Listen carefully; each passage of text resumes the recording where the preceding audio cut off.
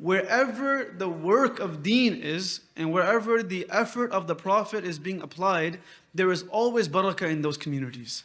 The reality of the matter is no one knew Makkatul Mukarramah till Ibrahim alayhi salam came there. It was min ghayri dhi zar'in 'inda baytika al-muharram. It was a land that was unable to give any benefit. It was a land that had no vegetation, no crops, no animals. It's a stretch to think about the fact that there were human beings there. No one was there. And then a family came and they committed to sacrificing their time, their energy for the sake of growing deen. And today there's no city as vibrant as the city of Makkah. There was a time that the city of Madinatul Munawwara was known as Yathrib. The city's name was Yathrib. Anyone know what Yathrib means? I know, mashallah, majority of the community or a great number of the people in this community are Arabs and Lebanese. So I shouldn't be asking you about meanings of words, but the meaning of Yathrib is sickness, is flu. That the name was synonymous to a sickness. That people would avoid the route of Yathrib. Ibn Hajar rahimahullah says, people would avoid the route of Yathrib because they were afraid to fall sick. The Prophet's father passed away in Yathrib. The Prophet's mother, sallallahu alaihi wasallam, left this world on her journey back from Yathrib. It was a city known for its sickness. But however, when the Prophet of Allah, sallallahu alaihi wasallam, entered this city, Anas ibn Malik radiyallahu anhu says, لما دخل النبي صلى الله عليه وسلم المدينة أضاء منها كل شيء. The moment the Prophet entered the city, it illuminated the entire city. And the name of the city changed from Yathrib to Al-Madinah Al-Tayyiba, Al-Madinah Al-Munawwara.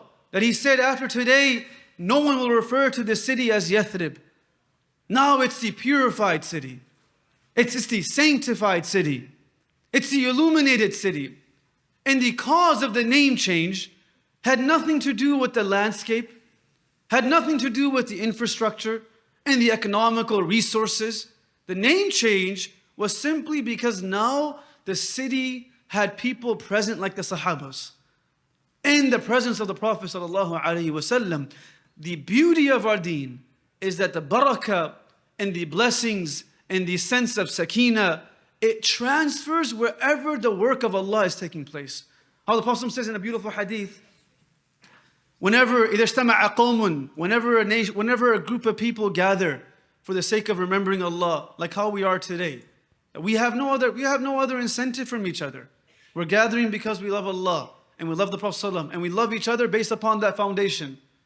He says, whenever a group of people gather for this purpose, they are gifted 4 beautiful benefits. They're endowed with 4 blessings. And each of these blessings is actually the focus of our life.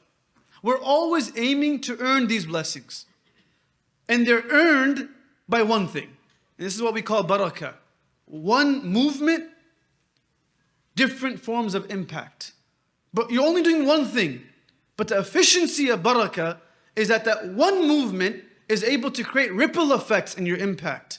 You're not in 5 places at one time, but the effect is being felt in 5 places. So the Prophet says that these 4 effects are A, نَزَلَتْ عَلَيْهِمُ السَّكِينَةِ, that Allah allows peace and tranquility to descend upon those people. Sakina. One of the words for homes in Arabic is maskan. We call a home because it's a hub of sakina. It's a hub of peace. And even those who live in those homes and reside in those homes, if they don't feel peaceful, and if they don't sense tranquility, even they don't want to be in that house. Because there's no sakina in the house. There's no peace in the house. So Allah said, the Prophet says, نَزَلَتْ عَلَيْهِمُ السَّكِينَةِ. Sakina is found in the gatherings of the remembrance of Allah. Allama Iqbal, he would say, نَكَهِينَ جَهَامِ أَمَامِ. Does anyone speak Urdu here? Before I say the poem, because no one speaks Urdu, I won't say it. Anyone? Hey, we got a few.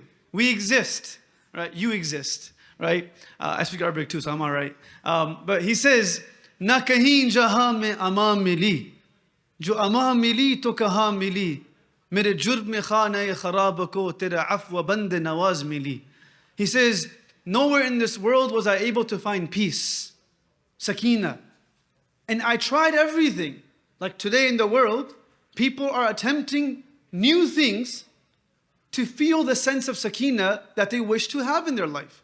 So every day you hear about a new ideology, a new concept, a new trend and a new fad, but for the same outcome. But consistent outcomes can only be achieved by consistent systems.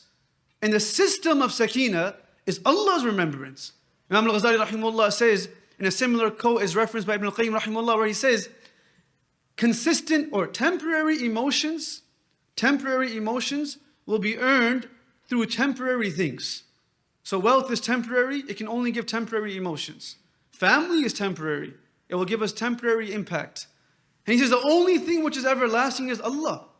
So it will give everlasting emotions, everlasting feelings of joy.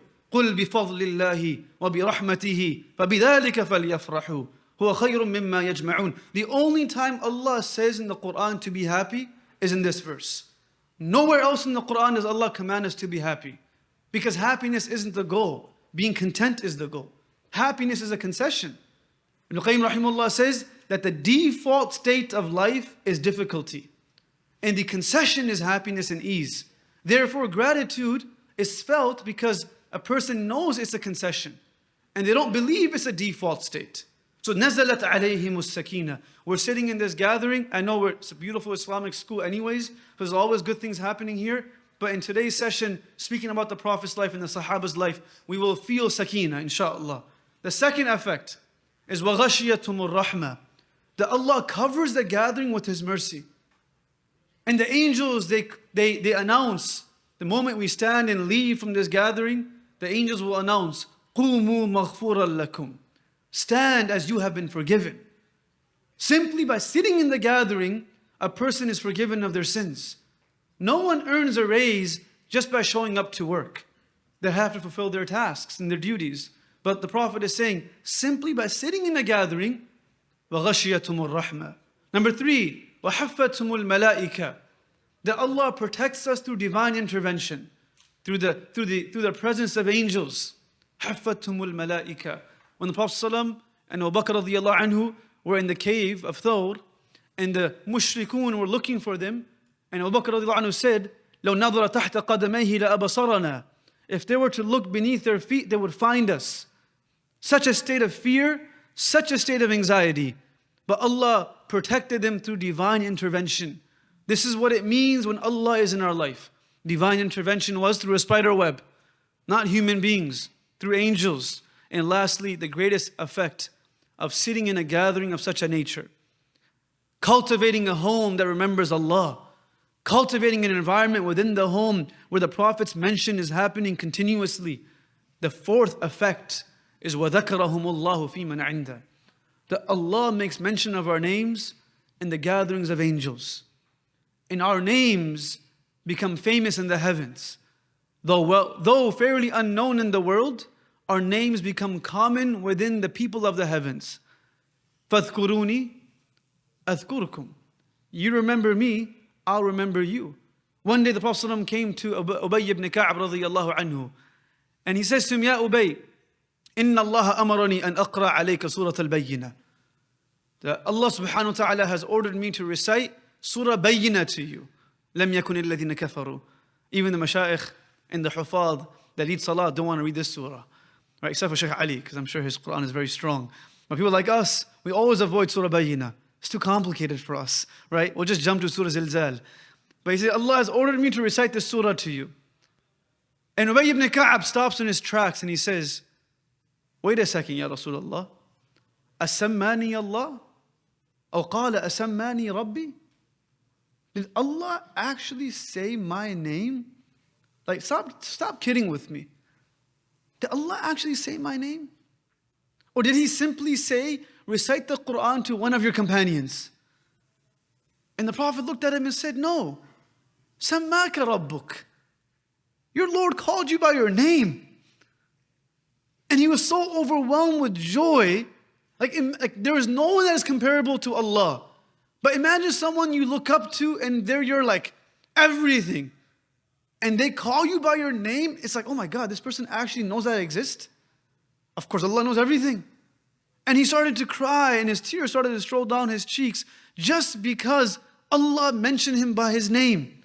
This effect is felt by every single person sitting in this gathering right now. We believe, نَحْسِبُ كَذَلِكَ, that Allah is saying our names to angels.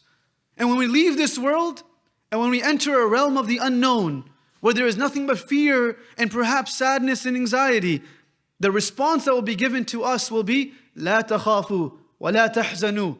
Don't be afraid, don't be sad. Why? نَحْنُ أَوْلِيَاؤُكُمْ.